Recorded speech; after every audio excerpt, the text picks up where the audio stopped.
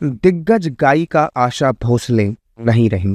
उनके निधन पर फिल्म, खेल और राजनीति जगत की तमाम हस्तियों ने प्रतिक्रिया देते हुए श्रद्धांजलि दी और दुख भी जताया है। राष्ट्रपति द्रौपदी मुर्मू और प्रधानमंत्री नरेंद्र मोदी ने भी आशा भोसले के निधन पर शोक व्यक्त किया। साथ ही गायिका के परिवार के प्रति संवेदना भी जाहिर की है। राष्ट्रपति ने अपने सोशल मीडिया हैंडल पर लिखा, आशा भोसले जी के निधन से संगीत जगत में एक गहरा खालीपन हो गया है। एक प्रतिष्ठित गायिका के रूप में उनके शानदार करियर ने भारत में संगीत के एक युग को परिभाषित किया है। मुझे उनसे व्यक्तिगत रूप से हुई मुलाकातों की सुखद यादें हैं। उन्होंने एक कलाकार और एक व्यक्ति के रूप में अपने जीवन को अपने तरीके से जिया। अपनी मधुर और सदाबहार आवाज से उन्होंने दशकों तक भारतीय संगीत को समृद्ध किया। उनका संगीत अमर रहेगा। उनका निधन संगीत प्रेमियों के लिए एक अपूरणीय क्षति है।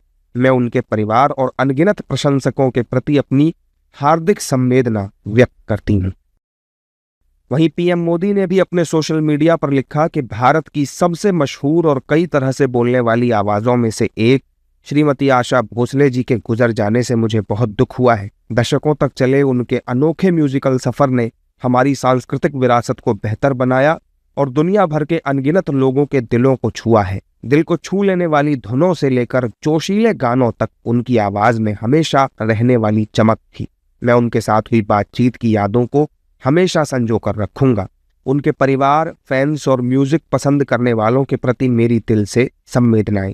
वो आने वाली पीढ़ियों को प्रेरित करती रहेंगी और उनके गाने हमेशा लोगों की जिंदगी में गूंजते रहेंगे। पीएम मोदी के अलावा दूसरे राजनेताओं ने भी आशा भोसले के निधन पर दुख जताया और उन्हें श्रद्धांजलि दी।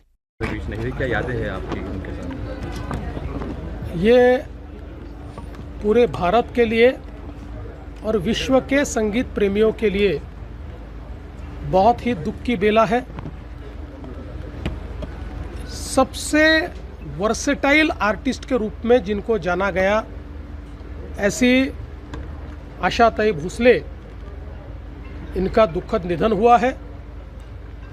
भारत के इतिहास में उन्होंने जो संगीत की सेवा की है, मंगेशकर परिवार ने जो संगीत की सेवा की है, लता दीदी के रूप में पहला सितारा, पहला तारा लुप्त होते हमने देखा और आज संगीत का दूसरा तारा भी। स्वर्गीय आशाताई का और मेरा पिछले अनेक सालों का बहुत ही नज़दीकी संबंध रहा है। आशाताई ने अपने जीवन में अनेक भाषाओं में अनेक गीत गाए और संगीत के अनेक प्रकार के गीत गाए। सब प्रकार के गीतों में उनकी मास्टरी थी।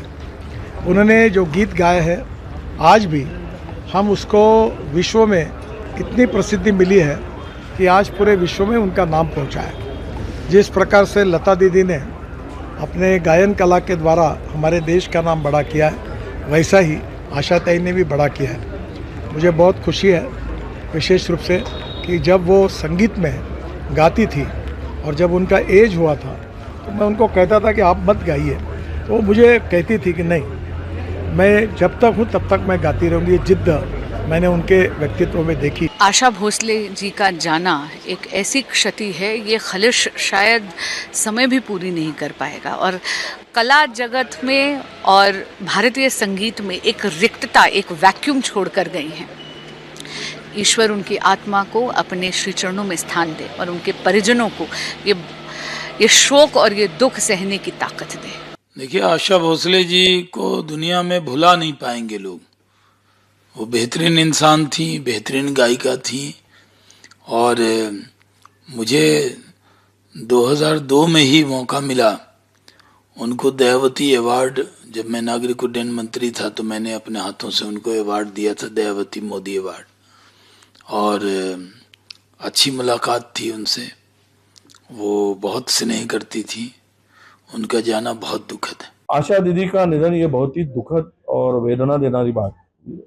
पूरे हिंदुस्तान में हो या दुनिया में लोकप्रिय गायिका के रूप में वो सब प्रसिद्ध थी। बड़े एक हर भाषा में, मराठी में भी, मराठी लोगों के दिल को छूने वाली हो या हिंदी भाषी को या कोई और भाषा हो, उस सब में उन्होंने गायिका सादर की। एक ऐसी लोकप्रिय गायिका जो जिसको हम लोग महाराष्ट्र के मिट्टी का डायमंड कहते हैं, इस तरह की बड़ी गायिका को हमने खोया है। अपनी उम्र के आखिरी पड़ाव में भी आशा ताई बहुत एक्टिव थी और काम लगातार करती थी। उन्होंने 91 साल की उम्र में भी कमाल की परफॉर्मेंस दी थी। उनका जाना देश के लिए एक बड़ी क्षति है जिसे भरा नहीं जा सकता।